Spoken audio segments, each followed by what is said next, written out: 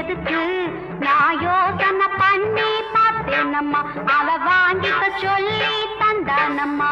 அடியாச்சி இது எதுக்கு நான் யோசனை பண்ணி பார்த்தேனம்மா அவன் வாங்கிக்க சொல்லி தந்தானம்மா. எனத்துக்குன்னா ஏதுக்குன்னா சின்ன பிள்ளைன்னா பச்சை பிள்ளைன்னா வாசப்பிள்ளை மதி மறந்து வாங்கிக்கிட்டேன்னா வச்சுக்கிட்டேன்னா மல்லியப்பு வாசம் என் மாம மேல வீசம்